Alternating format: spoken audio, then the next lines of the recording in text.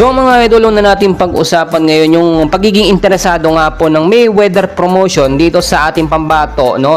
Angas ng Pinas, Casimero Cuadro Alas at yung posibleng maging laban nila ni Naoya Inoue. And before that mga kaibigan, pa-like and subscribe po muna and pa-hit na rin po ng notification bell. Maraming salamat po. Alam naman natin mga kaibigan, very historic talaga, no?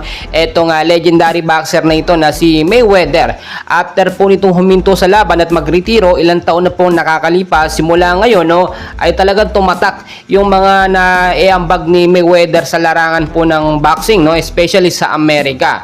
At ngayon, kumukuha na lang po siya ng mga kilalang boksingero, ng mga boksingero na malalakas at pinapasikat po niya. Yun nga po, Mayweather promotion ng ating tinutukoy. At dahil nakita niya yung potensyal ng ating pambato na si Cuadro Alas, ay eto nga po, no, nakikialam siya sa posibleng maging laban ni Naoya Inoue at Casimero Cuadro Alas. Ang promoter po kasi ngayon ni Alas, alam naman natin wala masyadong kakayanan para maikasa yung laban or makuha yung offer dito kay Naoya Inoue. Napakaraming proseso at syempre kinakailangan po ng malaking budget. Hindi naman kasi ganun kalaki ang budget ng promoter ni Alas, no? At alam naman natin hindi ganun ka-convincing. Pero once po na si Mayweather ang humawak niya, pinagtulungan pa nila ni Bob Arum, wala pong imposible dyan na maikakasa nila.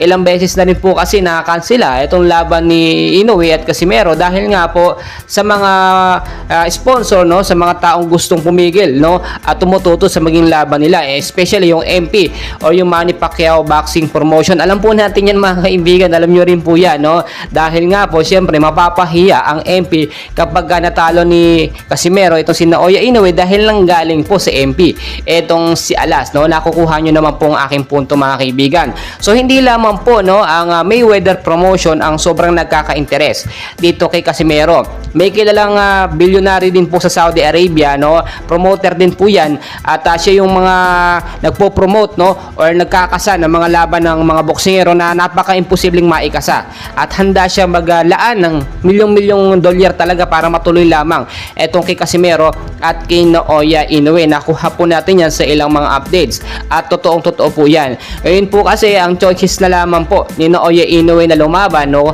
ay kung hindi sa Amerika, sa bansang London. Bawal na po siya lumaban sa bansang Japan mga kaibigan. Bakit bawal na po, no? Ilang beses na po kasi siya lumalaban sa undisputed title, no, paulit-ulit dito sa bansang Japan.